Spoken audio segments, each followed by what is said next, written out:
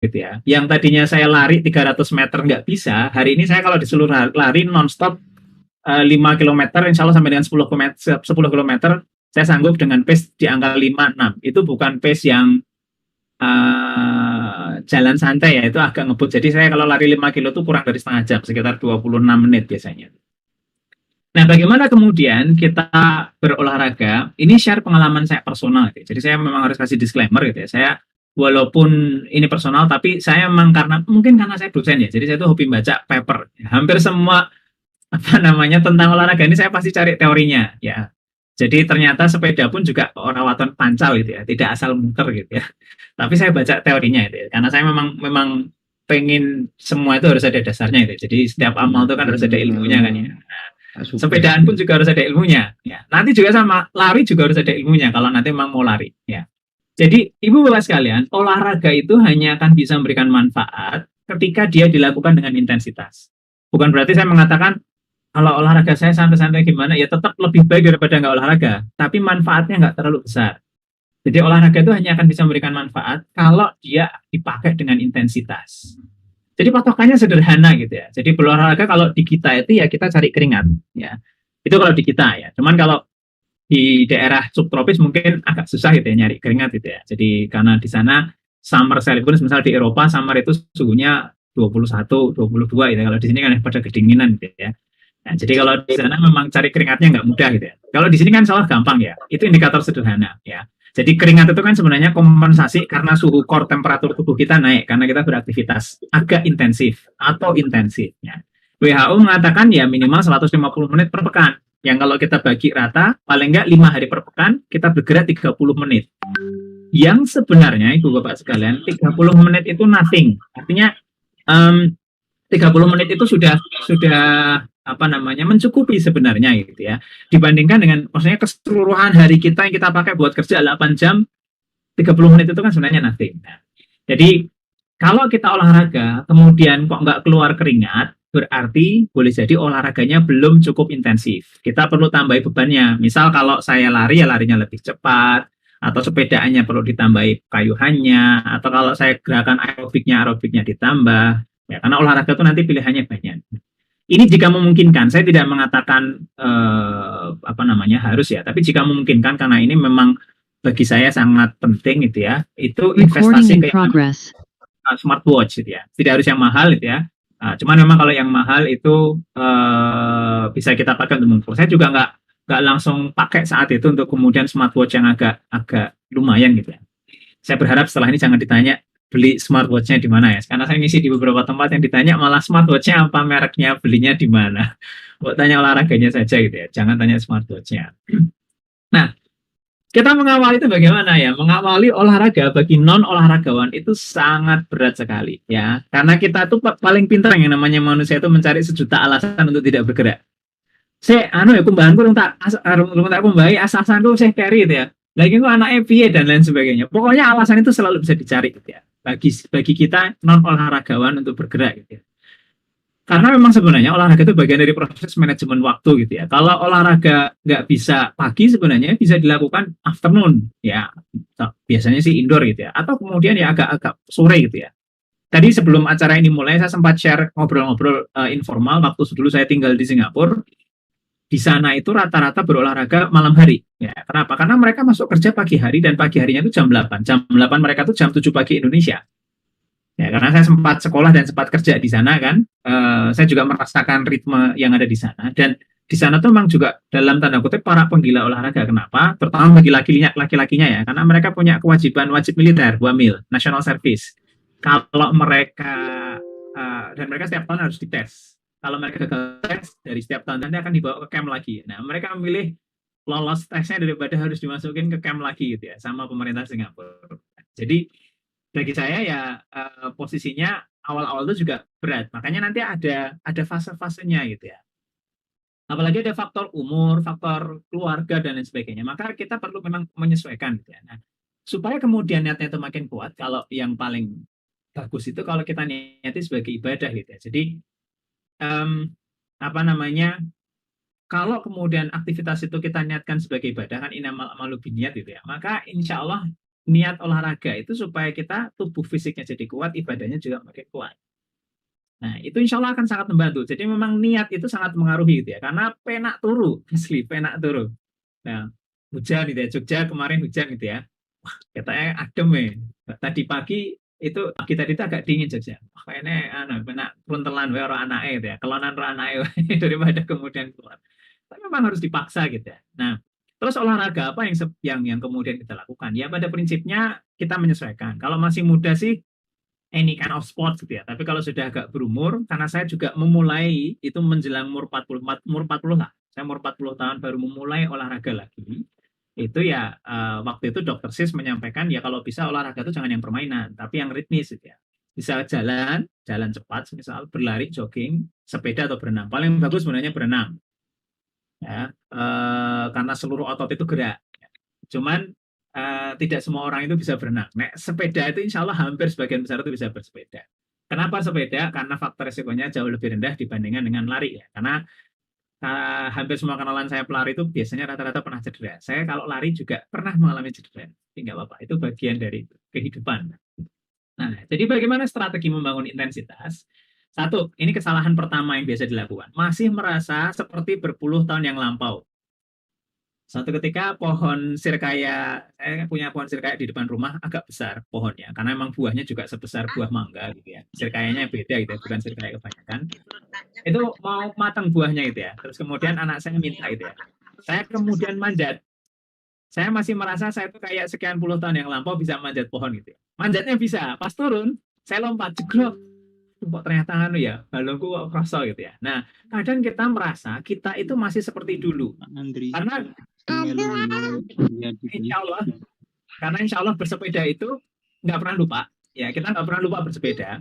Kemudian saya merasa saya masih kayak dulu pada saat saya sepedaan.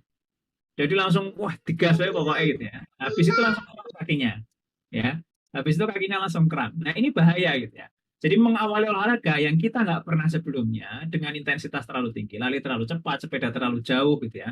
Jadi bagi sebagian besar biasanya sepeda di kampung gitu ya. Wah, soalnya kita ngepit neng pantai Depok gitu ya. Wah, ngepit semangat jauh gitu ya. Nggak pernah sepedaan sebelumnya. Nanti kemudian kram. Heartburn itu apa namanya? Kalau kita apa ya bahasa Indonesia ya dok ya. Jadi kayak reflux gas lambung itu keluar ke atas gitu ya. Itu nanti kerasa jantung itu kayak kerasa panas gitu ya. Jadi asam lambungnya naik, jantung terasa panas, muntah dan lain sebagainya. Ini Lionel Messi itu kalau dilihat fotonya pas dia muntah banyak sekali di internet gitu ya. Nah, bad experience kalau saya olahraga kemudian langsung muntah-muntah, ya itu akan bikin kita nggak mau olahraga lagi. Maka kita selalu mulai dengan intensitas rendah, gitu ya. Bulan pertama diawali dengan misal 1-2 kali sepekan. Saya pakai Strava, ibu bapak sekalian. Tadi kalau sempat lihat slide pertama saya adalah Strava, itu aplikasi ya semacam sosial media untuk sport, ya. Itu paling tidak membantu saya mencatat sebenarnya. Jadi saya ketika saya tarik balik, saya pada saat saya awal bersepeda itu saya cek Strava saya memang saya waktu itu sepedaan biasanya kalau nggak hari Rabu, hari Sabtu gitu ya biasanya saya bersepeda 1-2 kali sepekan bulan-bulan pertama. Setelah saya mulai agak confidence, jaraknya makin lama makin nambah, saya tingkatkan 2 sampai kemudian 3 sampai 5 kali per pekan itu bulan kedua, bulan ketiga. Nah, hari ini saya kalau sepedaan rata-rata biasanya seminggu 6 kali. Seminggu 6 kali saya pakai rest 1 hari, istirahat 1 hari, harus ada istirahat. Nah, intensitas itu diukur gimana caranya? Kalau kita sudah terbiasa, ini cara kita mengukur intensitas. Nah, jadi kita bisa ngecek karena olahraga kita itu, karena saya bersepeda itu kardio yang dikejar, ya. Kalau saya milih bersepeda karena dia membakar kalori lebih cepat daripada aerobik. Saya nyoba olahraga aerobik itu setengah jam itu paling saya membakar sekitar 100 kalori gitu ya, 100 kalori kalau saya aerobik. Kalau pakai sepeda 1 jam itu dengan intensitas yang tepat, saya bisa membakar sekitar 600 kalori. 1 jam sepedaan, 600 kalori. Itu sudah sangat cukup tinggi. Ini kita bisa pakai rumus pendekatan. 220 kurangi umur itu adalah maksimum HR kita. Ya. Tapi nanti kalau sudah biasa olahraga, ini udah nggak bisa dipakai jadikan patokan. Ya, nggak ideal lagi untuk patokan. Jadi misal saya 40 tahun, ya, maka maksimal HR saya adalah 180. Nah, olahraga itu nanti dihitung dengan yang namanya zonasi HR, ya. Jadi kalau saya baru mau memulai, makanya kenapa tadi saya cerita enaknya kalau kita pakai jam, karena kita bisa ngelihat. Jadi misal umur saya 40, Maka HR maksimum saya itu pada saat saya mengawali olahraga itu adalah di 70% maksimum rate. Jadi 0,7 kalikan 180 ya. 50 kalikan 180 setengah setengah kalikan 180 sampai dengan 0,7 kalikan 180. Ketemunya angkanya 126. Ya, jadi maksimum HR-nya 126. Nanti lama-kelamaan kemudian kita naikkan, kita naikkan. Nah, ini patokannya kira-kira nanti kayak gini. Ya, jadi HR itu nanti akan dibagi ke 5 zona. HR 1, 2, 3, 4, 5. Di mana HR pertama itu kita sebut dengan nama recovery. Ini biasanya nggak terlalu berkeringat. Ya, olahraga bisa sambil ngobrol-ngobrol. Nanti zona 2 itu akan sedikit lebih naik. Ya sedikit agak anget tubuhnya. Zona 3 itu biasanya sudah mulai challenging, agak berat. Ngomong bisa, tapi kemudian tidak bisa lancar. Ya, zona 4 itu feeling the burn itu betul-betul apa namanya berat rasanya gitu ya. Kalau sudah zona terakhir itu diajak ngobrol tuh nggak bisa, bisanya cuma nangis. Jadi misal saya kalau lagi effort sepedaan nanjak gitu, kemudian saya mencoba semaksimal mungkin, saya posisinya kadang di sini, diajak ngomong nggak bisa. Ya. Nah kita kalau memulai, ya mulainya dari sini nih, zona 1 sampai dengan pertengahan zona 2 inilah. Ya. Jadi bisa 3 bulan pertama tuh main di sini, nanti baru kemudian kita naikkan. Nah, pilihannya buat sekalian, pada saat kita berolahraga, zona 1 itu akan membakar kalori sangat sedikit tentu saja. Ya. 1 menit itu cuma bakar 1 sampai 3 kalori. Kalau zona 5 itu bisa bakar sampai dengan yang ini 15 kalori per menit. Ya. Bahan bakarnya kalau zona 1 itu adalah fat, lemak tubuh kita. Kalau ini bahan bakarnya glikogen. Jadi kalau saya makan nasi, kemudian sepedaannya ngebut, itu yang dibakar adalah nasinya. Tapi kalau saya olahraga, saya sepedaannya santai, yang dibakar adalah lemaknya.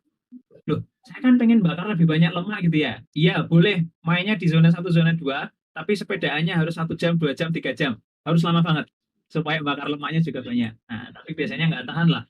Sepedaan disuruh sepedaan 3 jam, 4 jam, itu ya berat. Ya, ini sepedaan endurance. Kalau saya nggak punya smartwatch, ya kita bisa ngukur pakai namanya, sebentar, Persif ini. Ya dikira-kira aja lah. Pokoknya kalau saya olahraga, saya ngomong udah mulai terbata-bata, itu berarti effortnya sudah cukup tinggi gitu ya. Nah, jadi hanya keluar 1-2 kata gitu ya. Nah, jadi sekali lagi intensitas itu harus dimulai start slow ya. 1 bulan pertama kita mulai di zona 1, zona 2, nanti bulan ke-3, 4 kita mulai naikkan, begitu seterusnya. Nah, sekarang saya ceritakan kenapa saya milih bersepeda. Satu, sepeda itu adalah olahraga dengan risiko rendah, nyaris bisa dilakukan semua orang, lebih intens daripada jalan kaki, dan lebih aman bagi fisik daripada berlari. Ya, terutama bagi yang sudah berumur gitu ya, berlari itu tidak selalu menjadi pilihan yang menyenangkan gitu ya, karena pada saat lari, terutama kalau di Jogja itu tidak banyak tempat yang cukup nyaman untuk berlari gitu ya, karena kontur jalannya yang naik turun ya. Uh, saya kalau lari biasanya di Nenggung gitu ya, itu nanti ada trotoar turun gitu ya. Jadi pada saat turun kaki itu bisa, kalau nggak pas jatuhnya itu bisa kemudian cedera gitu ya. Nah, jadi bersepeda itu membakar kalori cukup tinggi kalau kita bandingkan dengan aerobik, zumba atau jalan kaki dalam jangka waktu yang sama. Ini saya kasih tanda bintang dengan catatan jika dilakukan dengan intensitas yang tepat. Ya, karena biasanya kalau sepedaan RT itu intensitasnya nggak tepat. Sepedaan RT itu sering saya sebut dengan nama goes tamasya. Goesnya cuma 5 kilo, kulinernya 2 mangkok soto. Jadi goesnya santai 5 kilo, kecepatannya berapa? 10 sampai 13 km per jam. Itu hanya kan bakar kalori kurang lebih 50. 1 mangkok soto itu 300 kalori. Yang ada kita nggak defisit kalori, kita malah nambah kalori. Jadi goesnya apa? Goes kuliner. Ya, goes tamasya. Jadi kalau saya mau menjadikan sepedaan semisal sebagai olahraga, maka kita perlu memikirkan bagaimana saya mulai belajar bersepeda yang baik. Ya. Salah satunya, semisal contoh di sini, sedapat mungkin mengayuh dengan kadens. Kadens itu putaran, pedal per menitnya di atas 60 rpm, rotation per minute. Ya. Kalau kita nggak bisa sampai angka itu, maka yang kompensasinya itu biasanya ya sepedaannya harus lama. Tapi kalau kita bisa di atas 60 rpm, itu sepedanya bisa cepat. Kenapa saya sampaikan seperti ini? Karena saya orang kantoran. Jadi kan kadang pertanyaan, oh saya ini sibuk kantoran nih, terus gimana dong kalau saya nggak bisa sepeda lama? Makanya saya sampaikan, Saya kalau sepedaan, kalau yang follow saya di Strava itu biasanya cuma 1 jam, maksimum 1,5 jam. Itu sepedaan saya. Nah, tapi saya sudah bisa dapat berapa, kayak tadi pagi saya sepedaan 1,5 jam, saya sudah dapat 45 kilometer. 45 kilometer. Jadi rute tadi pagi saya itu dari rumah saya ke arah Pasar Sleman, kemudian ke arah Tempel Banyurejo yang bawah gitu ya, sampai kemudian minggir sudah dekat perbatasan Kulon Progo, putar balik ke rumah saya di Jalan Kito Gati gitu ya. Ya. 45 kilometer. Ya. Nah, jadi semakin tinggi ritme kayuhan kita, putarannya makin cepat, salah satu imbasnya itu jantung dan paru-paru itu akan mendapatkan tekanan alias diminta untuk kerja lebih keras. Nanti ditandai dengan naiknya denyut jantung. Nah, Ibu Bapak sekalian, bersepeda itu yang paling penting itu adalah rutin. Saya sangat tidak merekomendasikan bersepeda hanya di hari Sabtu.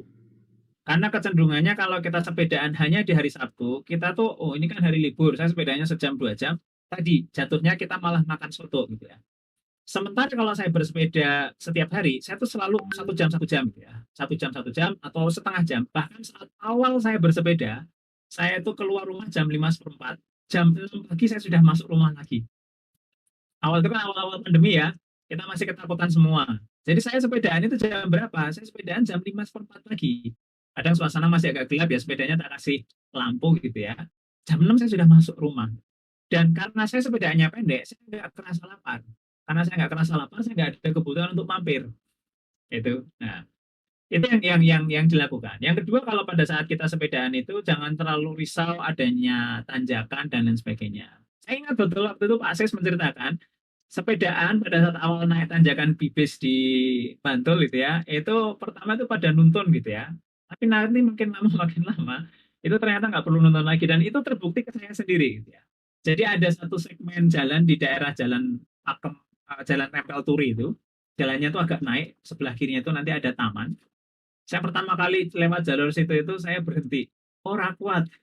Wah, payah tadi jalannya kok mosok ada orang bisa sepedaan di jalan kayak gini. Saya bilang gitu ke saya. Masa sih ada orang bisa sepedaan lewat jalan kayak gini? Ternyata saya sekarang kalau sepedaan itu ya santai-santai aja gitu ya. Nafasnya juga tetap aman. Jantung saya nggak perlu berdenyut kencang untuk kemudian nanjak gitu. Kenapa? Karena ototnya tadi sudah berubah. Nah, saya pakai Strava ini untuk memonitor perkembangan. Jadi ibu bapak bisa lihat, ini Strava saya. Ya, ada masa-masa kosong. Nah, ini biasanya saya lagi ke Jakarta. Ada masa-masa kosong tuh saya biasanya lagi ke Jakarta, jadi intensitasnya nggak tinggi. Kemungkinan minggu depan saya akan ada kosong lagi. Gitu. Tapi hampir tiap hari saya selalu full. Ini bisa dilihat aktivitas saya dalam 1 bulan. Hari Senin saya biasanya dipakai buat rest, istirahat.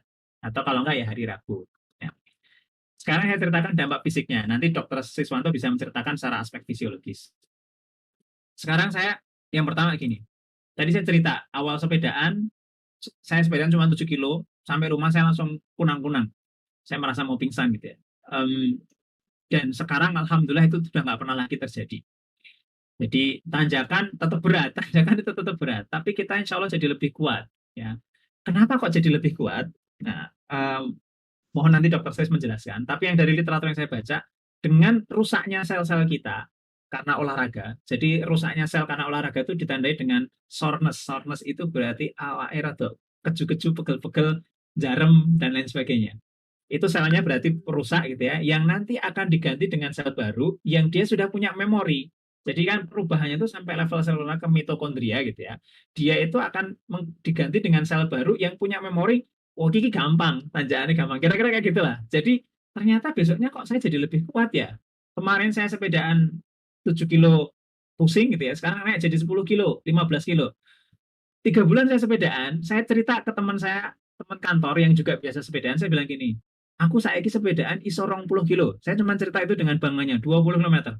Dan dia dengan santainya merespon, wah naik 20 kilo aku rong kesel, kata dia. Aku belum capek, saya belum capek 20 kilo. Hari ini saya juga sama gitu ya. Saya kalau sepedaan baru 20 kilo, baru 20 kilo. Rong kesel lagi gitu ya. Jadi itu karena kondisi tubuh kita yang memang sudah berubah drastis. Jantung insya Allah akan semakin lebih kuat.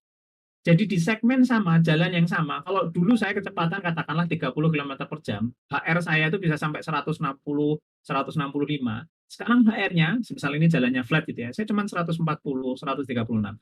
Jadi saya denyut jantungnya itu lebih rendah, kecepatan yang saya dapatkan sama, effortnya itu jadi jauh lebih mudah untuk kecepatan yang lebih tinggi. Kadang saya ditanya, Pak Andri kok bisa sepedanya average speed-nya 32, 33 gitu ya. Kalau bagi orang yang baru bersepeda itu kan speed-nya 12, 13 ya. Sementara saya sepeda bisa 30 km per jam gitu ya. Bahkan saya pernah dari Klaten Jogja. Klaten Jogja itu average speed saya sekitar 30, hampir 40 km per jam. Ada yang lebih banter daripada motor. Motor mobil. Nah, itu posisinya. Kedua adalah resting heart rate. Ya, jadi resting heart itu semakin turun. Implikasinya ini sebenarnya apa sih? Saya membutuhkan denyut jantung yang lebih sedikit untuk memompa volume darah yang sama. Jadi kalau dulu mungkin butuh 70 kali denyut jantung berdenyut, sekarang 1, 2, 3, volumenya jadi lebih besar. Nah, jadi Bapak sekalian, ini prinsipnya gitu ya. Kalau kita berolahraga, insya Allah kita akan, badan kita tuh jauh lebih strong. Ya. Bagaimana dengan olahraga yang lain? Pada prinsipnya, apapun olahraganya itu sama gitu ya. Jadi, lebih baik kita itu pokoknya apa yang kita tidak bisa ambil semua ya jangan ditinggal semua, malah itu gitu ya. Apapun olahraganya tetap lebih baik daripada tidak berolahraga sama sekali. Nah, pilihannya apa? Bebas. Tapi karena waktu itu audiens saya, teman-teman saya itu rata-rata 40 ke atas semua, Club 40 gitu ya. Ya, kita sarankan cari olahraga yang memang tidak terlalu banyak permainan yang memungkinkan cedera itu lebih tinggi. Terima kasih, semoga ikhtiar kecil ini dapat menyemangati kita semua agar bisa hidup lebih sehat. Karena mukmin yang kuat itu lebih dicintai daripada mukmin yang lemah. Assalamualaikum warahmatullahi wabarakatuh. Saya kembalikan ke moderator. Ya, waalaikumsalam warahmatullahi wabarakatuh. Saya sampai lupa dengan timernya ini. Terima kasih ya Pak Andri, semangat sekali. Speednya juga cepat juga ya Pak ya berbicaranya. Kayaknya Ya kita kalau perlu. lagi butuh cepat Bu. Kalau nanjak ya tetap aja lambat. Tapi kalau di flat, saya kalau muter road Bu, muter road biasanya sekitar sejam lebih sedikit. Iya. Kebanyakan teman-teman biasanya muter road sekitar 2 jam. Oke. Ya baik-baik. Terima kasih Pak Andri tadi sudah menyampaikan ya. Pertama memang ada motivasi yang kuat ya Pak Andri ya. Terhenyak dengan PUR untuk BIP test gitu ya. Kemudian mencari ilmunya ya sehingga benar-benar punya dasar yang kuat sehingga melakukannya dengan penuh keyakinan ya Andri Ya, ya dan terukur ya sehingga alhamdulillah ternyata memang nyata-nyata hasilnya dapat dirasakan gitu ya. Mungkin tuh sekilas untuk kesimpulan sedikit yang saya dapatkan dari Pak Andri untuk inspirasinya pada malam hari ini. Nanti detailnya mungkin materinya kan bisa di-share betul ya Pak Andri kalau biar nanti. bisa jadi panduan ya. Kayaknya harus dibaca satu-satu dulu untuk bisa diamalkan. Ya. Baik, langsung saja kita akan ke Dr. Siswanto, spesialis paru untuk mungkin membahas secara akademik gitu ya, karena kerja di rumah sakit akademik juga. Monggo Dr. Siswanto. Oke, ya. Assalamualaikum warahmatullahi wabarakatuh. Waalaikumsalam warahmatullahi wabarakatuh. Bapak Ibu sekalian yang saya hormati ya, saya sedikit menambahkan ya, sudah dibahas cukup panjang lebar oleh Pak Andri ya. Nah ini satu hal yang mungkin perlu ditekankan adalah bahwa tadi pencapaian yang sudah dicapai oleh Pak Andri itu dimulai dari pemahaman yang baik dan dimulai dari tahap demi tahap gitu ya, dan insya Allah kita semua akan bisa sampai menjaga itu untuk tetap fit atau bugar ya. Nah, Bapak Ibu sekalian, jadi ini saya menjelaskan sedikit ya tentang bagaimana sih sebenarnya respon tubuh kita ya ketika kemudian kita olahraga gitu ya. Jadi memang yang paling bisa kentara betul itu merespon kardiorespirasi ya. Jadi ada kalanya orang itu wah aku olahragaku nafasku surah kuat ya gitu. Tapi ada yang lebih membatasi lagi sebenarnya, itu adalah respon dari kardiaknya yang itu kadang-kadang nggak kelihatan ya, dan kadang-kala kalau kemudian tidak terukur betul itu olahraganya ya, kita seringkali mendapatkan berita ada orang olahraga atau orang bersepeda itu meninggal di jalan ya. Nah itu salah satu hal yang keprihatinan yang kemudian memunculkan suatu tanda tanya mengapa itu bisa terjadi ya sebenarnya itu. Nah, Ini secara fisiologis Bapak Ibu, kalau kita olahraga itu respon kardiovaskular kita itu memang ada dua ya. Satu itu respon di sentralnya di jantungnya lah itu. Yang kedua memang respon di otot-ototnya ya, di otot-ototnya ya. Tadi sudah dijelaskan juga bahwa kalau di otot itu memang terjadi proses pelebaran dari pembuluh darah sehingga kemudian pasokan darah ke otot itu meningkat, ya, pasokan meningkat. Kalau di jantung itu ya karena tuntutan oksigen yang harus masuk ke dalam sistem tubuh kita yang itu tuntutannya lebih tinggi, gitu ya. Otot-otot yang memang digunakan untuk aktivitas olahraga itu otomatis kemudian diikuti oleh kerja jantung yang meningkat juga. Kerja jantung yang meningkat itu kan kita nyebutnya adalah cardiac output ya. Output itu bisa dipengaruhi oleh beberapa hal. Di dalamnya ada heart rate, ya, pacuan dari denyut jantung maupun dari kekuatan dari otot jantung itu sendiri ya.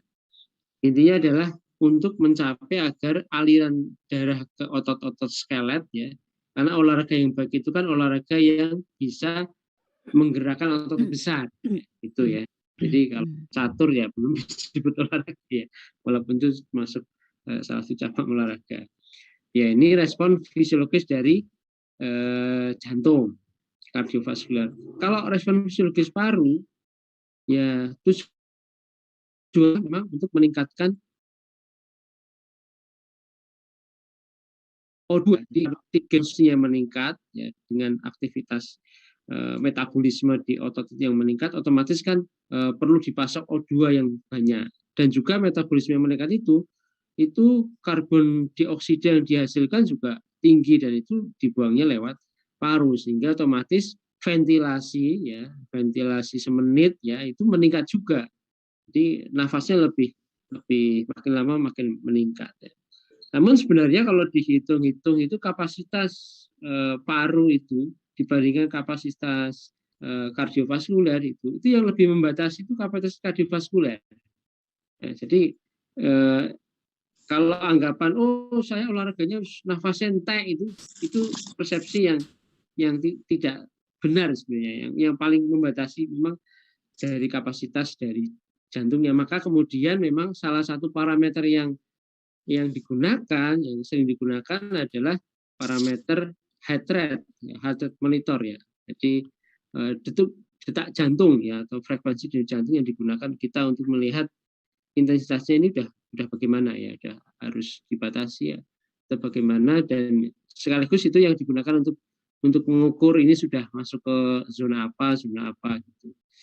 Nah, Bapak Ibu sekalian harus mengenal nih ya, ada 3 istilah toh. Ada aktivitas fisik, ada exercise, ada sport ya. Kalau exercise itu kan ya kita harapannya bisa exercise ya, bukan cuma aktivitas fisik ya.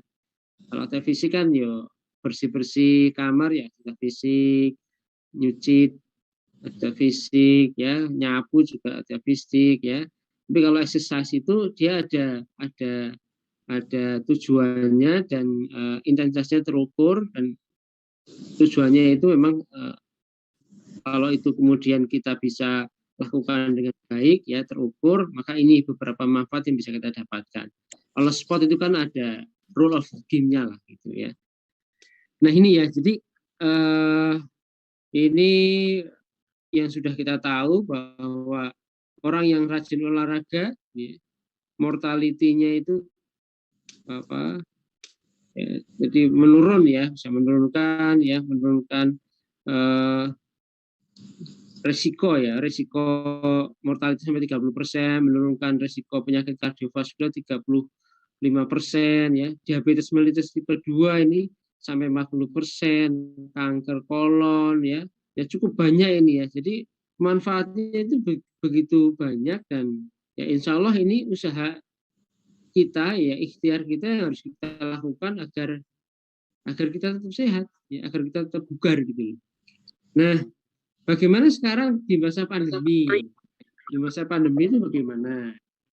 Ini Bapak Ibu sekalian, salah satu yang bisa kita dapatkan ketika kita olahraga itu satu ya, itu ternyata kan endorfin kita itu meningkat ya, itu otomatis efeknya adalah bisa mengurangi stres ya.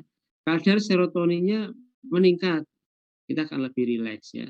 Kadar ini nitrit oksid itu meningkat. Ini efeknya adalah vasodilator, antioksidan, dan juga mengurangi risiko hiperkoagulasi. Sehingga sangat wajar kalau kemudian orang yang exercise-nya bagus itu ketika kena COVID pun risiko untuk perburukannya itu lebih rendah dibandingkan yang tidak olahraga ya.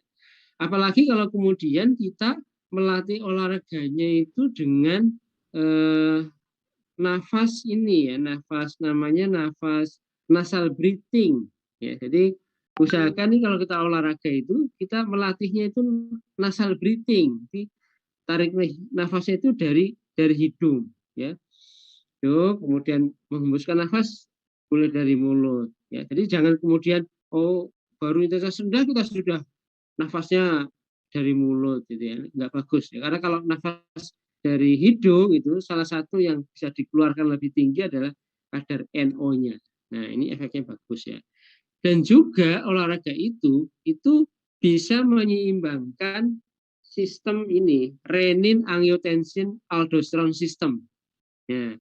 Jadi kalau renin angiotensin aldosteron sistemnya itu bisa seimbang ya, bisa terjaga homeostasisnya, itu resiko untuk terkena COVID yang berat atau kritis itu menjadi lebih rendah ya.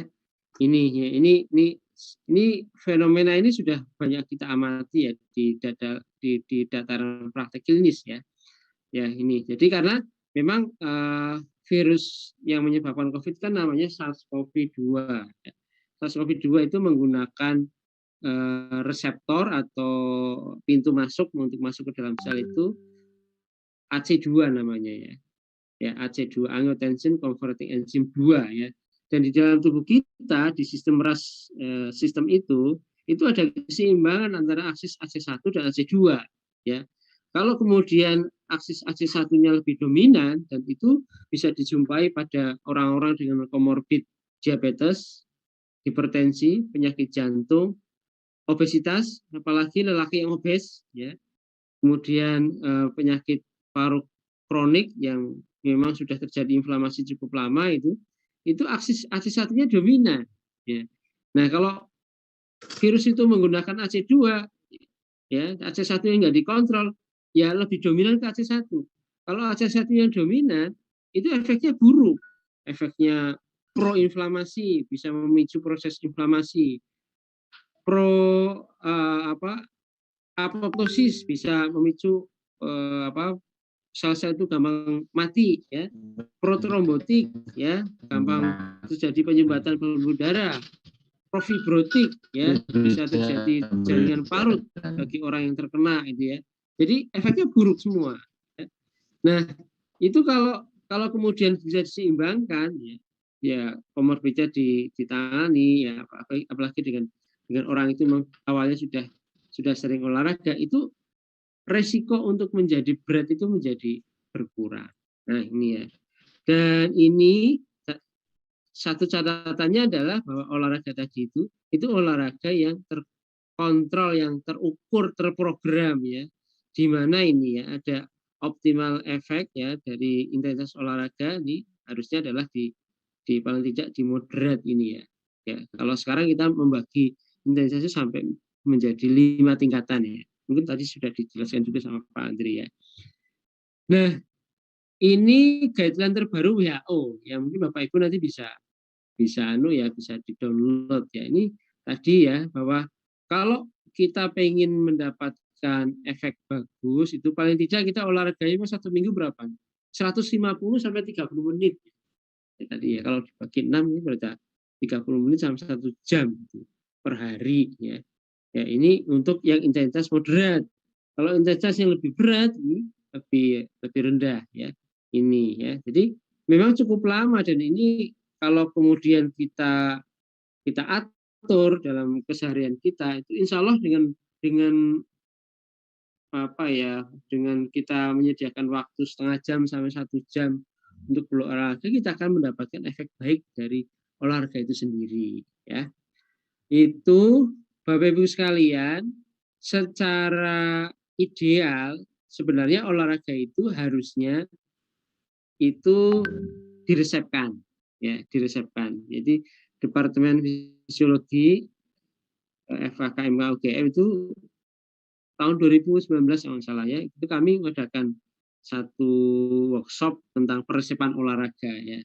Nah ini tahapnya itu sebenarnya harusnya, karena olahraga itu harusnya diprogram. Programnya apa? Nanti ada proses anamnesis, ya, pre pre pre olahraga, ya. Anamnesisnya misalnya adalah kira-kira keluhannya apa, komorbidnya apa, ya, karena olahraga pada orang diabetes, orang hipertensi itu intensitasnya berbeda, ya. Kemudian juga dinilai ini ada kuesioner, ya, aktivitasnya bagaimana, vital sign-nya bagaimana. Ini dengan seperti ini nanti kita akan bisa menentukan, ya, ini kapasitas fungsionalnya bagaimana. Penentuan kapasitas fungsional itu dites sebenarnya. Jadi ada pengecekan, ya, untuk lihat VO2 max-nya bagaimana, ya. Itu banyak metodenya. Kita bisa pakai metode dengan ergo cycle, ya. Ada juga metode dengan treadmill, ya, tergantung dari fasilitasnya, ya.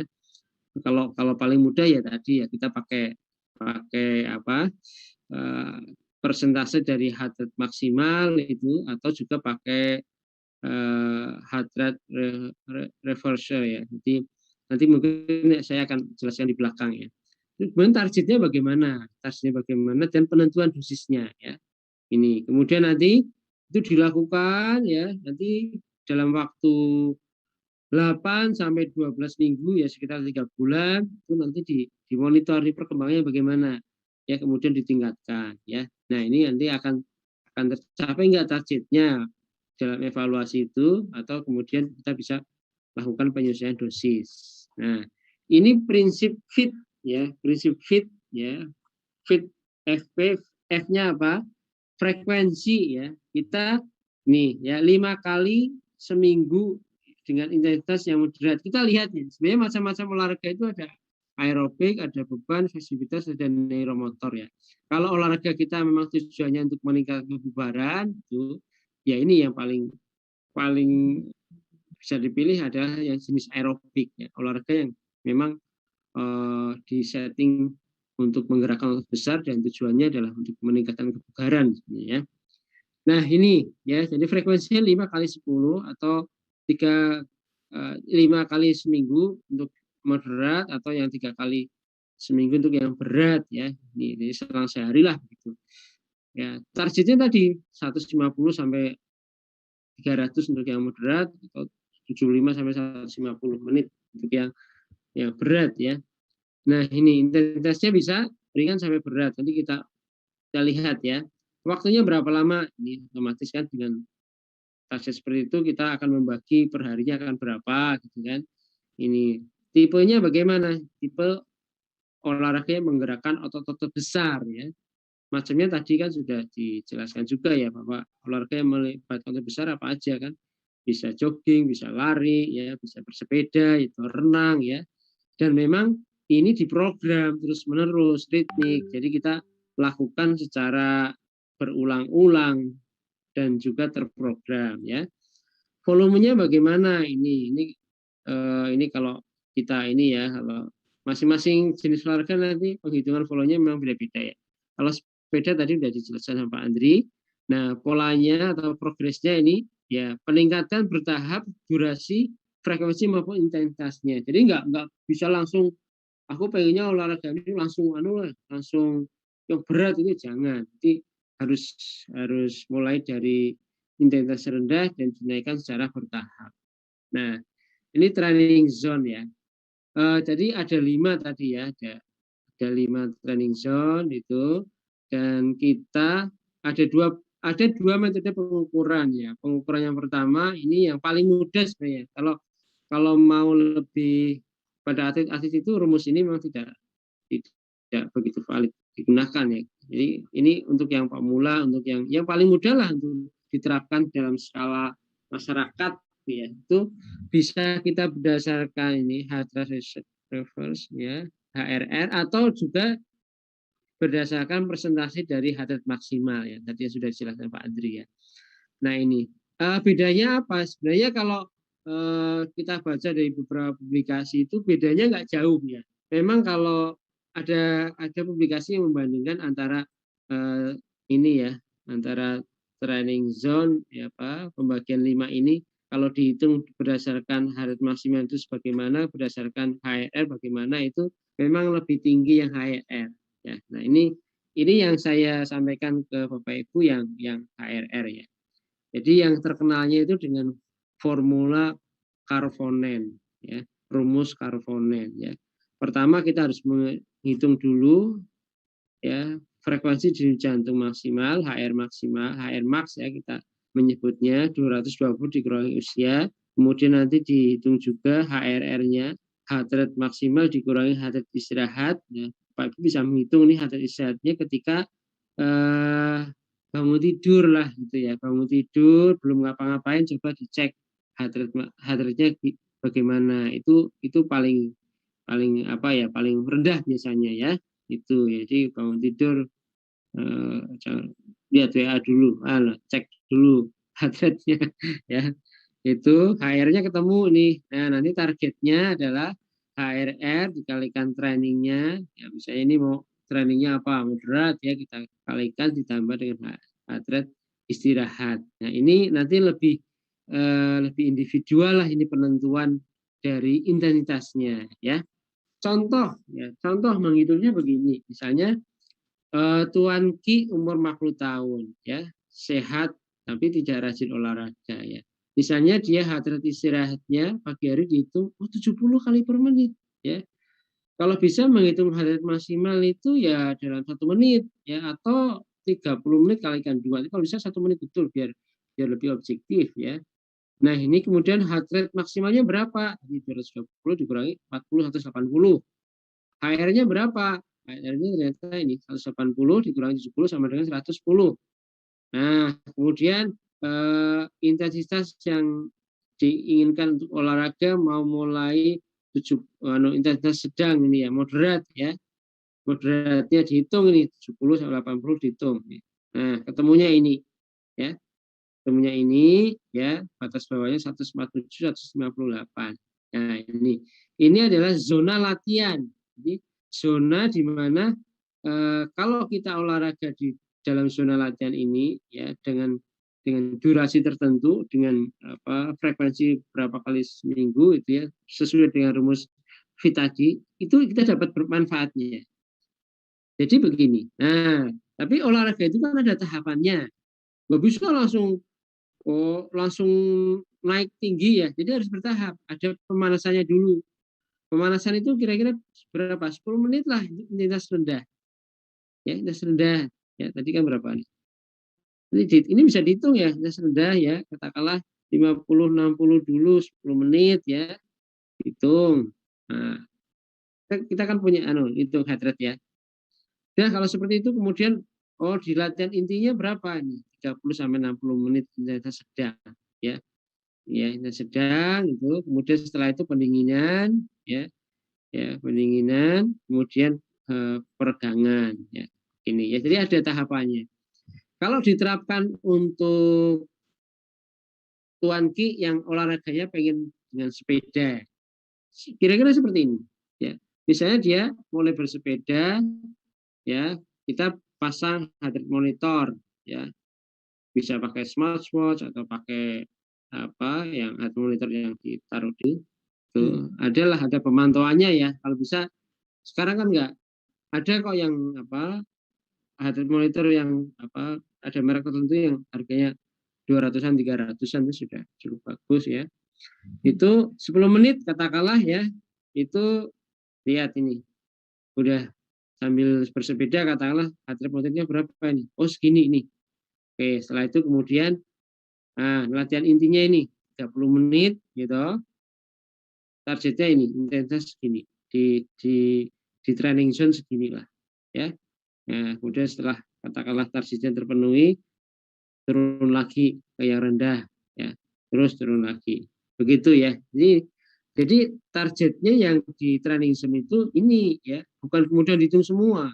Ya, itu kalau kemudian kita bisa lakukan, insya Allah manfaatnya akan lebih banyak. Ya. Ya, Ya, itu mungkin Bapak Ibu yang waktu sudah saya ya. sampaikan. Ya, mungkin ini adalah pengingat kita bahwa sesungguhnya Allah telah menciptakan kita manusia, menyempurnakan dan menjadikan tubuh kita itu seimbang ya. Alladzi khalaqaka fasawwaka fa'adalak. Ya. Ini satu pengingat bahwa memang tubuh kita itu disusun ya untuk seimbang ya. Istilah dari fisiologi adalah homeostasis ya. Jika homeostasisnya itu sukses kita jaga, kita bisa survive, hidup bisa terus berlangsung. Tapi ketika tidak bisa dijaga, ya, keseimbangan kita terganggu, sudah bisa muncul banyak penyakit dan bisa berakibat kematian. Mungkin itu, monggo kalau dilanjutkan dengan diskusi. Assalamualaikum warahmatullahi wabarakatuh. Waalaikumsalam warahmatullahi wabarakatuh. Appreciate ya untuk kedua narasumber, Dr. Siswanto dan Pak Andri. Alhamdulillah luar biasa penyampaiannya. Pak Dr. Sis lebih lambat tapi lebih menjelaskan ya tentang resep olahraga ya, tahapan-tahapan olahraga yang mesti dilalui. Tadi hitung-hitungan untuk waktunya juga disampaikan ya, pembagiannya untuk pemanasan, kemudian inti ya Dr. Sis ya. Kemudian ada pendinginan dan peregangan. Kebalik nggak saya nih dari nangkapnya. Oke. Bapak Ibu sekalian, menginjak untuk sesi tanya jawab, kami persilahkan yang ingin menanyakan secara langsung, karena ini beberapa pertanyaan di chat sepertinya sudah dijawab oleh Pak Andri ya. Apakah mau dijelaskan lagi atau sudah cukup ini? Monggo kalau mau diperjelas. Ya, mungkin tak tambahi sedikit ya yang sudah saya silakan. di chat. Jadi beberapa pertanyaan yang sering masuk, baik itu lari ataupun sepeda ya. Mereka itu kalau tanya karena ngelihat orang lain. Padahal olahraga yang kita lakukan itu sangat personal sifatnya. Jadi misal gini, tadi saya cerita saya bisa lari pace 56 gitu ya. Dengan HR, kalau saya lari pace 5 itu HR saya biasanya average-nya sekitar 151, 152. Kalau HR6 itu berarti HR saya biasanya sekitar 140-an. Ini karena saya memang aktivitas pokoknya memang bukan lari ya, lebih banyak memang sepeda. Saya sebutnya sebagai cross training. Nah, seringkali mereka melihat, oke, Pak Andri ini bisa 100, bisa pace 5, pace 6, umurnya 40, berarti saya juga bisa. Gitu ya. Nah, itu akan sangat problematik jadinya nanti, karena setiap kita itu memang sangat personal. Ya.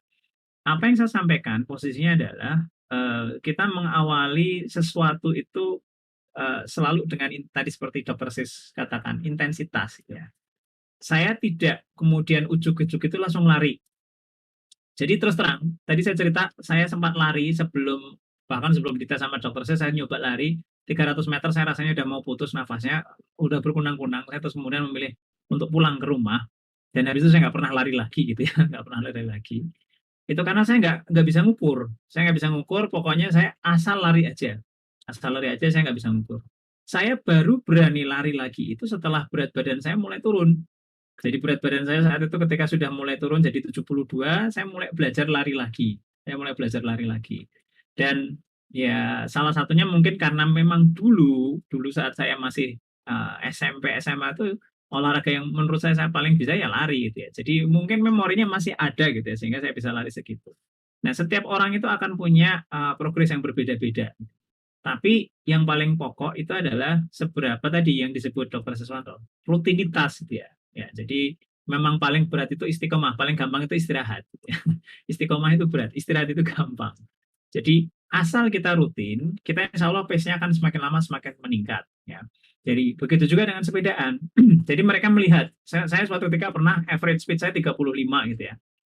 Saya PP Jogja Klaten itu pernah average speed saya sekitar 37, 38. Jadi insya Allah mobil kalah cepat lah, karena mobil nanti kena macet, kalah sama sepeda. Orang lihatnya gitu, wah kok bisa segitu dan sebagainya gitu ya. itu hal yang sama pada saat saya awal bersepeda. Saya melihat kawan-kawan saya di kantor, wakil dekan di tempat saya yang seumuran dengan saya, yang dia memang sudah lebih dahulu hobi sepedaan. Pada saat dia sepedaan Jogja Kartosuro itu PP average speed-nya 31. Saya yang saat itu bersepeda, baru memulai awal sepeda, kecepatan saya sekitar 18, 19, 20. Saya mikirnya, kok iso ya wong kaya ngono. Jadi seringkali langsung ditanya itu posisi pada saat saya sudah berada di titik ini, bukan ditanya pada saat saya berada di ada seorang kawan itu akhirnya saya tunjukkan data-data saya di Strava. Ini loh data-data saya. Bulan Maret 2020 saya bersepeda. Coba lihat berapa average speed saya. Cuman 16 km per jam. Itu saya tunjukkan pada mereka. Jadi jangan dilihat hari ini gitu ya. Tapi lihatlah proses yang kemudian terjadi di sana gitu ya. Nah, sehingga kemudian kita akhirnya bisa lebih mengapresiasi bahwasanya kalau dalam olahraga itu nggak ada yang instan gitu ya. Nah, apalagi sekarang eranya era sosial media ini kan kadang memang agak berat ya.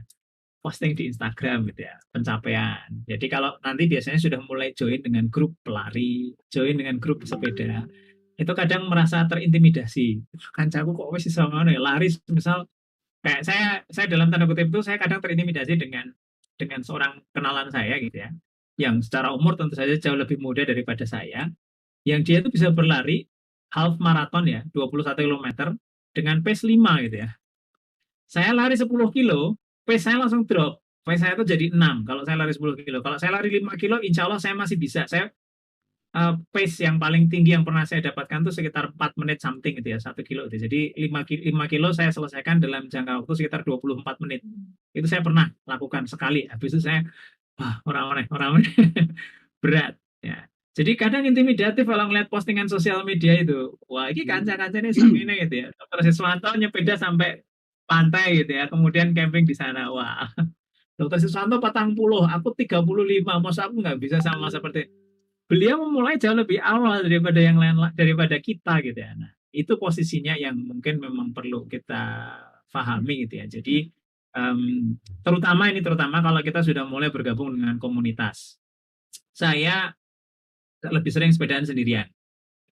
Hampir tiap hari saya selalu sepedaan sendirian karena saya bisa menentukan rute sendiri, menentukan pace sendiri. Tapi kadang memang saya weekend itu kadang suka gabung dengan beberapa teman-teman road bikers gitu ya. Dulu saya nggak berani gabung. Kenapa? Karena saya tahu diri. Aku naik gabung ya mau kewer gitu ya. Ditinggal pasti. Nggak mungkin gitu ya. Padahal kalau ikut pelotonan itu harus tahu rule. Pelotonan sepeda itu ternyata juga harus ada aturannya. Kemudian beberapa pertanyaan yang lain masalah zonasi gitu ya. Saya karena memang bukan perenang gitu ya, tapi berenang itu kan yang jelas core temperatur tubuh kita itu lebih rendah daripada kalau kita itu berlari atau bersepeda. Ya gimana enggak, wong kita diselubungi air semua kan ya. Berenang kan kayaknya nggak keringatan gitu ya. Kayaknya nggak keringatan. Ya sebenarnya kita berkeringat, cuman keringatnya kan langsung wash out sama air yang ada di sekitar kita gitu ya. Karena core tubuh kita lebih rendah. Jadi kalau dibilang HR itu ya belum ideal banget sebenarnya ngukur, tapi itu sudah bisa dijadikan sebagai patokan. Nah, termasuk kalau saya pas olahraga agak intens, jadi olahraga itu memang harus divariasikan. Jadi saya tuh selalu punya ya, itu sepeda santai. Baginya saya average-nya 100. Kadang HR saya tuh 70, kayak orang duduk gitu. Kayak orang olahraga. Kenapa ya? Itu tadi karena memang kita tuh pada zonasi yang berbeda dan itu wajar-wajar aja gitu ya. Jadi saya selalu punya hari-hari istirahat. Saya nggak ngapa-ngapain. Kalau saya lagi istirahat, saya tuh cukup pakai tali aja, nggak perlu pakai alat-alat yang Nah, jadi memang targetnya berbeda gitu ya. Dan saya juga selalu punya hari-hari intens. Jadi saya sepekan itu kadang misal saya nanjak ke Tunggul Arum, bunker Tunggul Arum di daerah Turi. Itu saya biasanya kalau latihan zona 4, zona 5, saya selalu mainnya terbiasa, baru merasa butuhnya. Kayak misal saya pakai jamnya agak serius gitu ya. Bisa pakai Garmin, bisa pakai Coros, bisa pakai Sunto, atau apapun lah ya. Yang memang dalam tanda kutip harganya memang nggak murah ya. Minimal biasanya kan 2 juta, 3 juta gitu ya. Itu saya baru pakai itu ya setelah hampir setahun berolahraga kok. Kenapa? Saya merasa butuh untuk memonitor progres saya. Saya merasa butuh untuk memonitor intensitas saya. Kalau baru mulai, ya nggak perlulah sampai sini. Nek mau ada dana Hah? Yuk. Ya, Itu ya. mungkin Ya, atau Iya. mulai. silakan Dr. Sis. Iya Bang, tanya Bu Bang. Viko. Lebih capek Oh, ikut Kenapa? ada pertanyaan tuh Oh dari Pak iya, Samari. ada. Nah, Coba nih. Dr. Sis Capek mau ikut. nambahkan atau tunggu pertanyaan dulu ya, Dr. Sis ya? Moga-moga. Ya, Pertanyaan silakan. dulu aja. Mana? Oke, Pas Pak Papi Sapari, kan gitu bisa silakan. kalau di Papi. Sebentar Oh, itu. ini. Ada jeda gitu Monggo ya. Pak Samari. Silakan. Assalamualaikum. Waalaikumsalam warahmatullahi wabarakatuh. Alhamdulillah malam ini gabung dengan orang-orang yang luar biasa. Nah, biasa di luar gitu. Biasa di luar kena angin. Alan. Pak Andri, alhamdulillah ketemu. Saya ingin bertanya terkait dengan sepeda karena ini sudah jadi hobi barunya ini kelihatannya. Ya. Ya, dulu biasanya di Denggung ini. Ini Pak terkait dengan macam sepeda itu ya. Nah, saya kan tahunya kalau sepeda itu ya sama yang digenjot itu jalan gitu. Tapi ternyata kan di sana kan diciptakan ada sepeda yang stangnya lurus, kemudian ada yang stang balap itu. Iya. Itu sebenarnya penggunaannya sebenarnya untuk apa gitu dikeluarkan itu gitu. Ya. Nah, setahu saya namanya sepeda balap itu ya bagi pembalap gitu. Sepeda yang mungkin baru istilahnya hobi sepeda kelihatannya kok terlalu apa gitu pakai itu. Nah, nanti tolong dijelaskan terkait fungsi dari macam-macam sepeda itu dan istilahnya pasnya dipakai ke yang mau apa gitu istilahnya gitu. Ya. Oke. Terus yang kedua ke Dr. Sis ya. Terkait dengan tadi keluarnya keringat ya olahraga itu. Nah, saya ingin nanya yang keluar keringat karena makan itu loh Pak Sis. Itu sebenarnya yang terjadi di sana apakah sama dengan keluar keringat kita olahraga gitu? Apa kalori terbakar atau gimana tuh? Biar ini tidak jadi pembenar bagi orang yang malas olahraga karena alasannya itu saya udah olahraga makan soto gitu. Siap. Ya. 7 menit ya. Biasanya emang tanya jawab ini butuh waktu cukup lama. Ada yang mau bertanya lagi biar nanti sekalian penjelasannya oleh Dr. Murtabiko. Oh nggih, sinten niki? Ada yang raise hand juga itu sebenarnya. Ya, sebentar. Yang raise hand ada Mbak Dia. Satu lagi tadi yang siapa ini yang barusan? Dengan Mustarudin dong. Terima kasih kepada Pak Andri dan Dr. Sis atas ilmunya yang diberikan pada malam hari ini. Izin bertanya Dok dan Pak Andri, kalau misalnya kita dengan waktu yang terbatas begitu ya, dengan aktivitas yang sebenarnya sudah menyita waktu dengan pekerjaan misalnya. Tadi kan disampaikan lebih baik olahraga setengah jam setiap hari ya. Minimal 30 menit dibandingkan dengan seminggu sekali gitu yang jaraknya jauh. Nah, kayaknya sih itu germas loh ya, sudah jadi germas loh ya. Iya, kerjanya udah 5 hari kerja, terus bisanya justru di luang itu yang di weekend gitu, setiap hari Sabtu atau Ahad. Sementara juga di weekend itu biasanya waktunya juga udah terbagi dengan anak-anak atau dengan keluarga misalnya ya ini saya kebetulan masih punya anak-anak yang masih kecil, jadi apalagi nggak ada yang ngomong misalnya di rumah, jadi mau olahraga sepeda itu agak mikir juga. Akhirnya sepedanya udah nganggur lama. Gitu, kira-kira ada tips apa yang bisa dilakukan? Kan nggak mungkin juga cuma tadi ya santai narik-narik itu aja setiap hari. Kayaknya kok kepengen sepedaan juga gitu ya.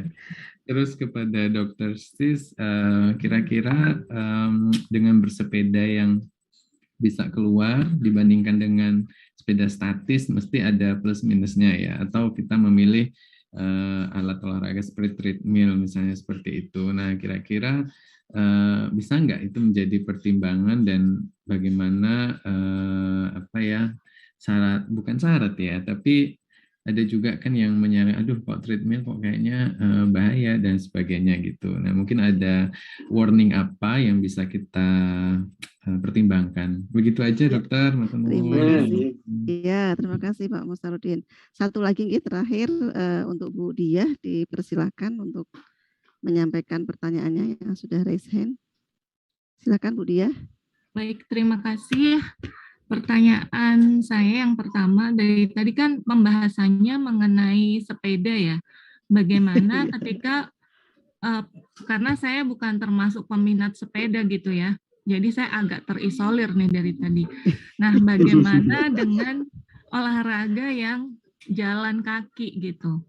Jalan kaki itu bagaimana? Karena ada kecenderungan ketika berlari itu agak sulit gitu kan.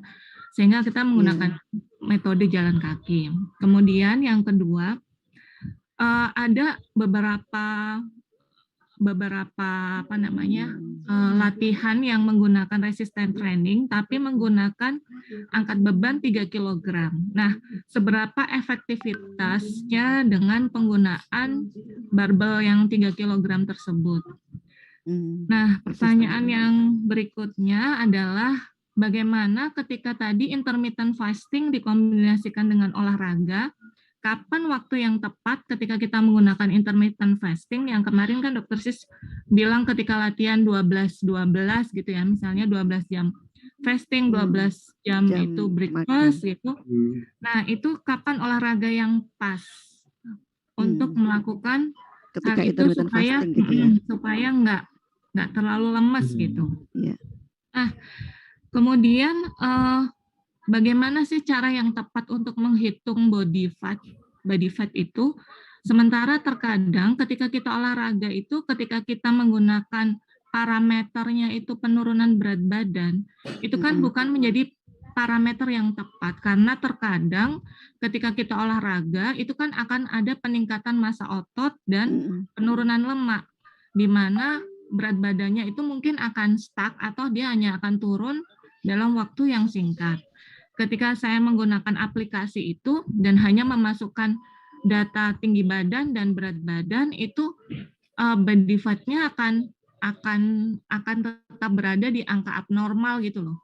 Jadi saya exciting banget tadi kok Pak Andri bisa sampai body fat-nya 18%, itu kan keren banget, itu ngitungnya gimana gitu. Nah, terakhir ya. Oh ya, banyak sekali ya pertanyaannya. Oke.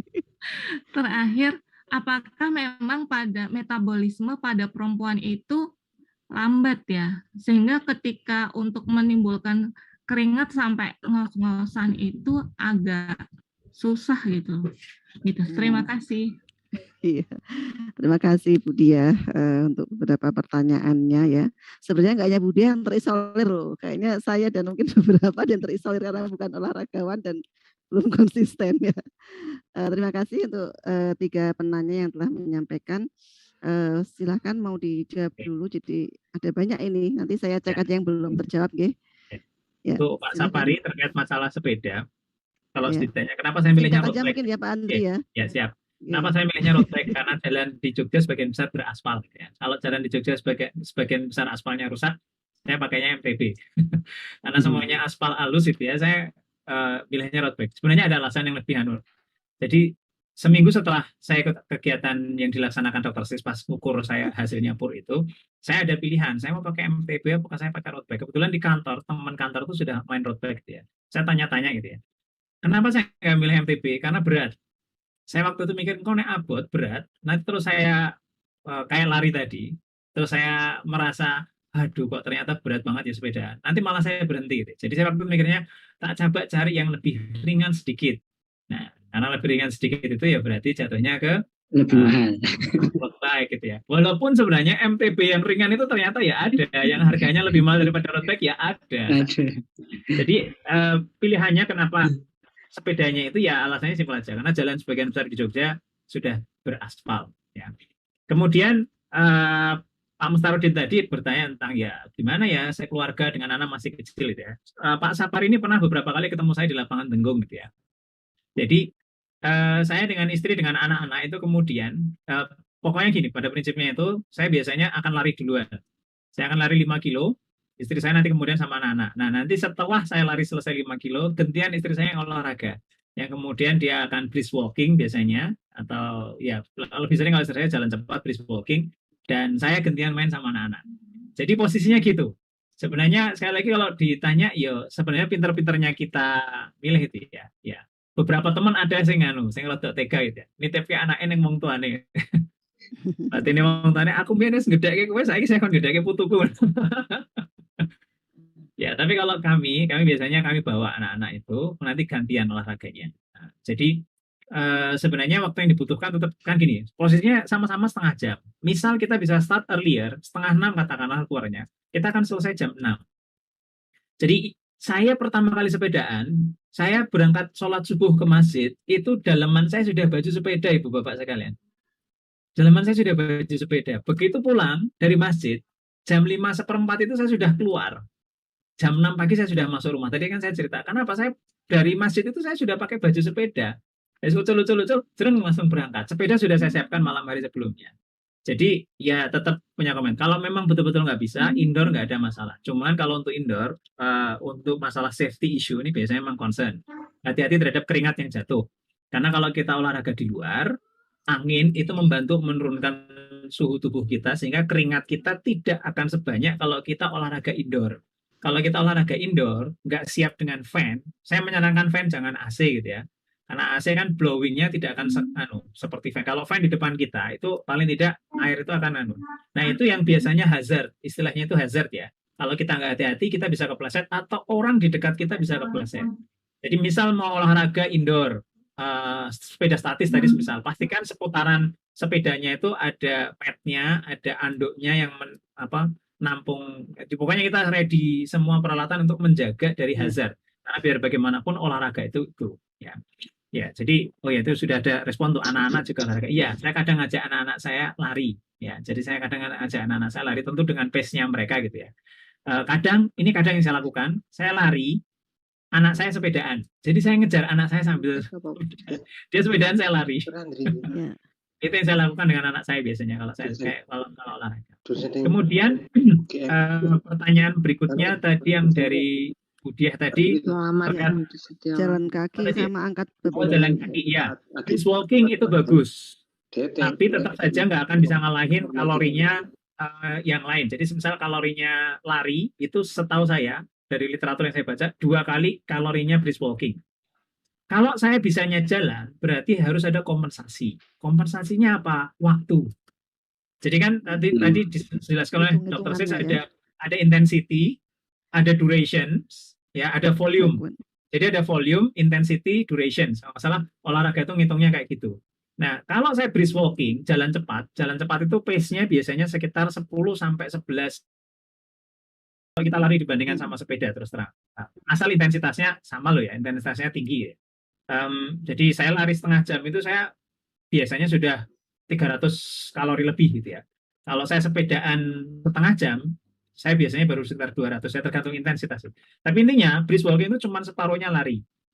Jadi ya tinggal ditambah saja waktunya ditambah atau volumenya, ya frekuensinya ditambah misal gitu ya. Jadi seminggu, misal pagi sore gitu ya, pagi jalan, sore jalan. Nah itu bisa dijadikan sebagai alternatif ya. Jadi pada prinsipnya yang penting kita memang posisinya kita harus rajin gerak. Termasuk juga masalah latihan beban tadi. Latihan beban itu memang otot yang disasar memang berbeda. Kalau saya ditanya hari ini, kenapa sih saya tetap latihan beban dengan tadi saya pakai strength training ini? Karena saya hobi nyari kom. Tadi saya bilang, saya hobi nyari kom di Strava, ya King of Mountain tadi. Kalau saya nggak latihan pakai strength training ini, saya nggak bisa sprint. Maksudnya ya bisa sprinting ya tetap aja kalah sama atlet-atlet ya. Nah, saya tetap bisa kom di segmen itu, saya harus latihan pakai ini. Jadi ototnya itu akan lebih kuat lagi pada saat saya sprinting, baik itu dipakai buat lari, baik itu dipakai buat sepedaan, dia tetap bisa nahan ya. Mengenai body fat, saya pakai timbangan khusus memang. Timbangan pakai sensor. Cuman ada caution-nya itu nggak bisa dijadikan sebagai patokan. Kalau mau mengukur tenanan ya mungkin perlu ke laboratorium di rumah sakit. Tapi bagi saya, timbangan itu saya pakai sebagai monitoring. Jadi walaupun saya nggak percaya 100%, jadi jangan percaya saya tadi nulis 18% ya, itu cuma angka timbangan saja yang bilang gitu. Tapi pakai timbangan itu saya bisa melihat progres. Body fat saya naik atau turun. Angkanya mungkin nggak akurat, tapi setidaknya akan kelihatan body fat-nya itu ada kecenderungan naik atau kecenderungan turun gitu ya. Saya pernah mengalami body fat naik sampai 20%. Ya, tetap kecil sih insya Allah. Tapi 20%. Kapan itu? Habis lebaran. Barboto akan makan opor naik. Naik betul-betul naik. Angkanya tuh naik. Nah, terus akhirnya ya, berarti saya harus lebih intens lagi olahraganya. Termasuk semisal pada saat saya jadi ibu bapak sekalian, saya punya habit, saya kalau makan nasi, itu dari nasi dingin yang saya panaskan, karena di rumah ada microwave. Karena beberapa paper memang menunjukkan nasi dingin yang dipanaskan, apalagi keluar dari kulkas dipanaskan, itu kalorinya lebih rendah daripada nasi yang keluar langsung dari magic jar. Atau kalau mau masak pakai magic jar ditambah virgin coconut oil, itu ada paper dari Sri Lanka yang dia bisa mereduksi jumlah kalori dengan menambahkan VCO. Kalau saya memang, kita dari dulu punya hobi, begitu nasi matang kita dinginkan baru makan, atau kalau nanti sisanya ya masukkan kulkas, besoknya diangetin lagi. Itu kalorinya sudah turun lebih dari separuh. Nah, beberapa waktu yang lalu rada-rada males, tetap ngambil dari magic jar langsung, naik. Jadi kelihatan, oh memang ini gitu ya. Ya, termasuk juga kesalahan orang itu, aku ramangan santan lemak nih kok tambah lemu ya. Ya karena kita makan nasi Jawa itu ya, nasi Jawa ibu bapak sekalian, C4 mentik dan rojo lele dan lain sebagainya itu, beras wangi kita itu kalau dimasak, dia tuh begitu dimakan akan langsung berubah jadi glikogen. Glikogen itu harus dibakar karena itu bahan bakar tubuh kita. Ya, yang itu hanya bisa dibakar kalau kita intensitas olahraganya tinggi. Tadi saya cerita ya, kalau zone heart rate kita rendah, yang dibakar itu lemak. Zone heart rate tinggi itu yang dibakar karbohidrat kita, glikogen kita. Nah, nasi yang kita makan itu akan berubah jadi glikogen. Cepat banget jadi glikogen. Makanya kan warak dan lain sebagainya punya energi yang kalau nggak dibakar, dia akan dicadangkan oleh tubuh, berubah menjadi apa? Lemak. Nah itu, kita mau makan sego, neng kok dadine lemak, ya karena glikogen yang kita makan, apalagi makannya nasinya nggak cukup satu gini, 2, 3, makan soto tambah sego, nasi semakin panas, kita makan semakin banyak, ya tak Pak Safari, biang guyu Pak Safari, semakin banyak makanya lebih banyak. Nah itu problem besar, makanya kalau nasinya agak dingin, insya Allah kita nggak akan nambah-nambah. Tapi ya kalau saya tadi memang, kita memang nasi di rumah, kita masukin kulkas, besok pagi kalau butuh makan, saya ambil seporsi sesuai porsi saya, panaskan di microwave, baru dimakan. Itu tambahan, Mas Nur. Terima kasih Pak Andri, sudah menjawab secara singkat padat, semoga dapat menjawab pertanyaan tadi. Monggo Dr. Sis untuk yang belum saja ya. Ya, sekarang makan keringat olahraga, keringat yang muncul setelah olahraga sama keringat yang muncul setelah makan itu ya. Ya, sebenarnya mekanismenya kan satu, keringat itu kan dikeluarkan untuk menurunkan suhu tubuh yang normal, ya kira-kira 37 lah itu skornya ya. Jadi kalau kita olahraga itu kan otomatis metabolisme meningkat, itu mesti akan mengeluarkan panas, gitu, sehingga harus diturunkan dengan berkeringat. Makan juga demikian, tapi kalau makannya kemudian makan yang hangat-hangat ya, minumnya teh hangat atau apa, itu juga core tubuh, suhu tubuh kita juga meningkat, yaitu sebagai kompensasi sebagai kompensasi untuk mendinginkan ya keluar keringat. Sebenarnya gitu ya. Jadi bukan keringetan mergomaan rasa olahraga itu beda. Lara-lara beda. Ya, kedua untuk olahraga di waktu sempit ya. Sekali lagi itu mungkin tetap pinter-pinternya kita mengatur waktu ya. Karena tadi ya, kalau kita lihat yang panduan terbaru WHO itu kan, ya itu berapa sih? 150 loh. 150 itu aja kalau kita ingin tadi ya, ingin dapat manfaat, menurunkan resiko penyakit kardiovaskuler, menurunkan resiko hiperdiabetes mellitus dan sebagainya ya. Tapi kalau ingin dapat manfaat yang lebih tinggi lagi kan sampai 300. Ya, sampai 300 menit per minggu gitu ya, butuh waktu. Kalau 300 kan berarti berapa? Kalau 150 kan sehari 30 menit, ya kan? Paling enggak 30 menit, kalau sampai 300 berarti 1 jam. Itu intensitasnya ya, dengan intensitas yang aerobik, intensitas sedang. Sekali lagi ya, karena kan olahraga kita itu paling tidak itu harusnya 2. 1 olahraga yang aerobik, 2 adalah olahraga untuk muscle strengthening. Ya, itu paling tidak 2. Jadi makanya tadi Pak Andri ada juga tambahan olahraga pakai band itu untuk muscle strengthening gitu ya. Mungkin kita ya push up, pull up dan sebagainya ya, itu juga untuk muscle strengthening ya. Itu ya. Kemudian ya kalau nggak sepeda yang lain juga boleh sebenarnya, tergantung preferensi kita masing-masing. Namun tadi selalu ada target intensitas yang kita ingin capai lah gitu ya. Jangan kemudian hanya tanpa terprogram lah, ini namanya.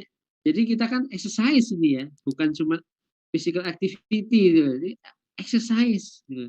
Exercise itu diprogram. Nah, gitu. Kalau kita diprogram, insya Allah kita akan dapat manfaatnya. Itu ya.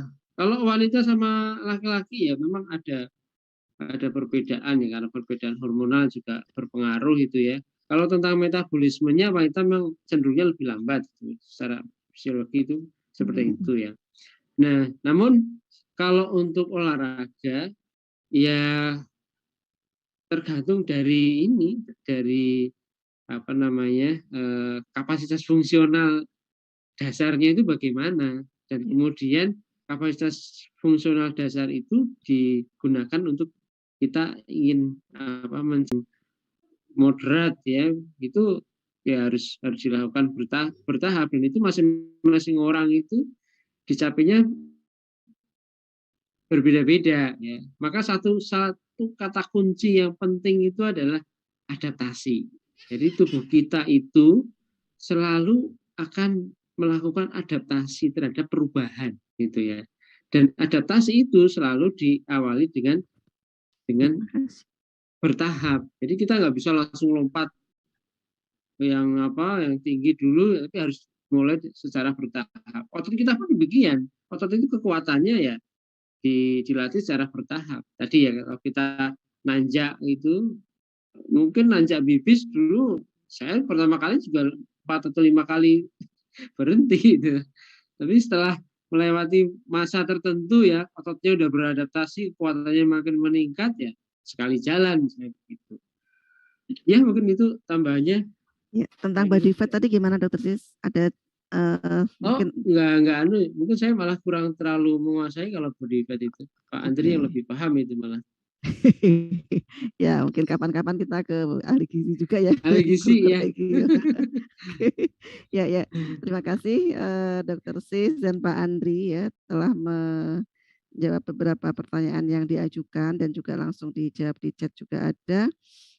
Beberapa hal memang yang saya tangkap ya, untuk yang jarang belum pernah olahraga ya pokoknya obah dulu gitu ya. Targetnya programnya adalah rutin dulu ya Dokter Sis ya, boleh ya?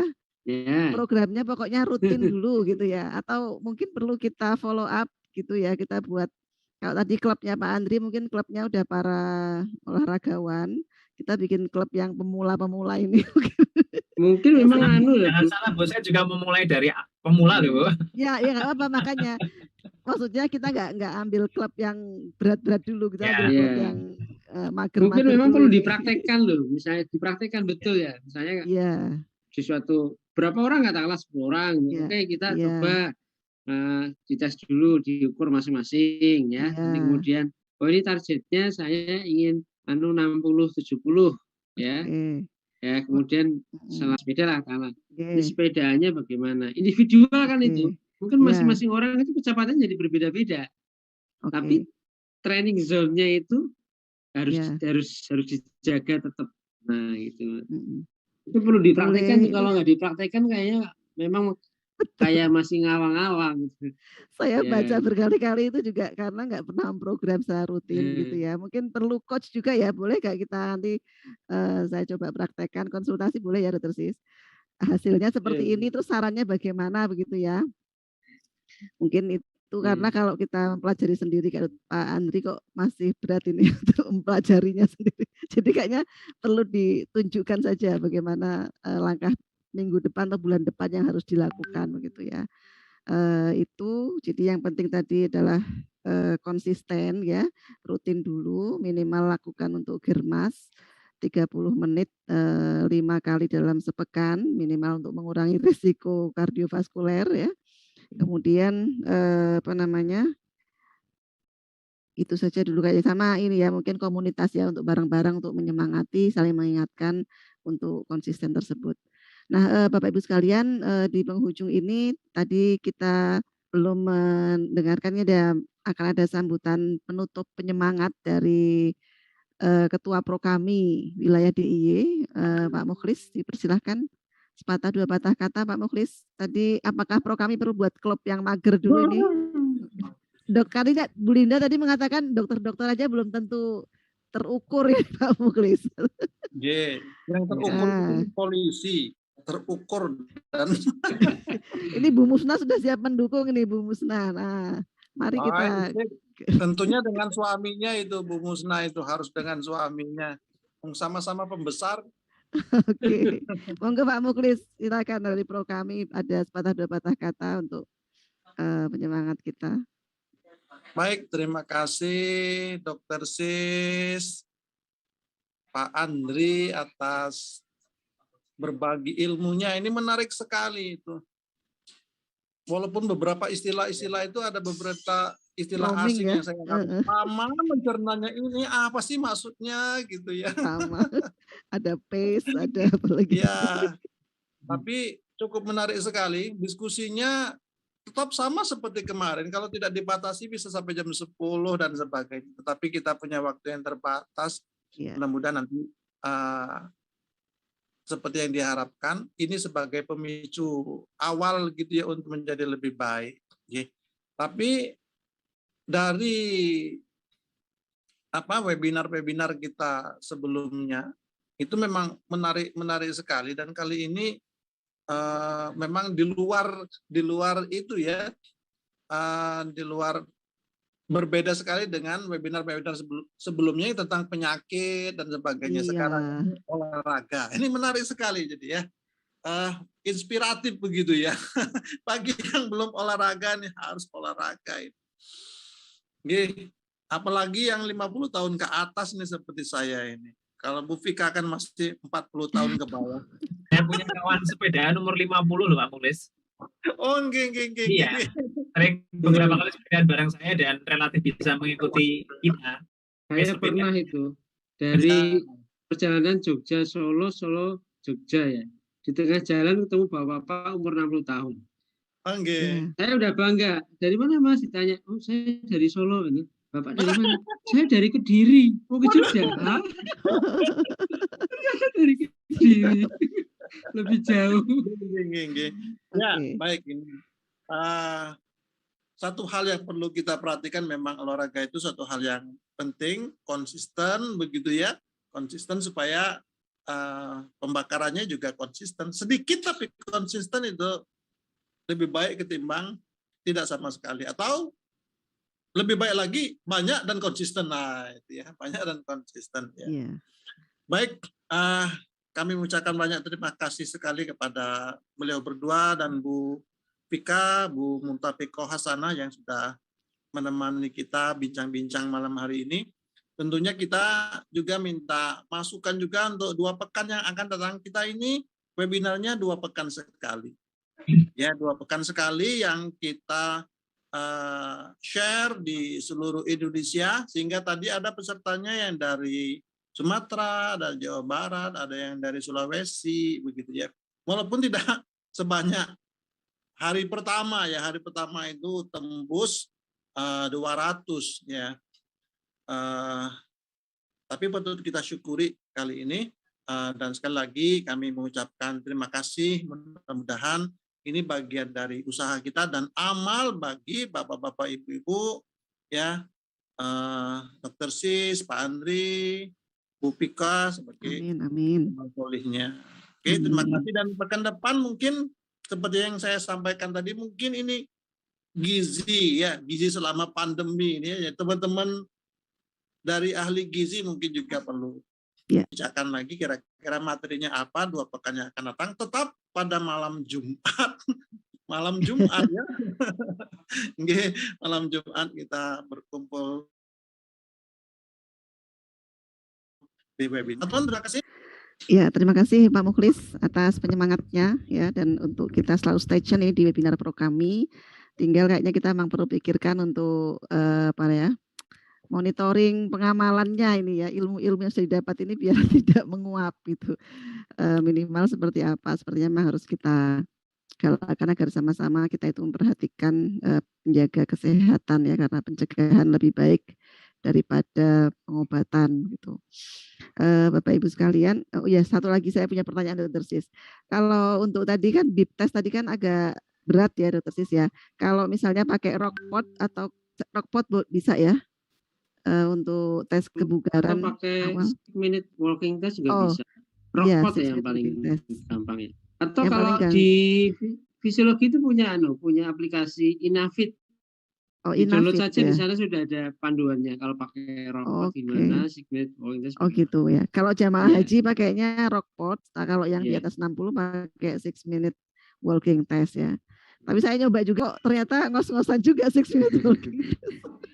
Ya lumayan. Lumayan. Kayaknya cuma 6 menit ya berjalan, tapi ternyata luar biasa.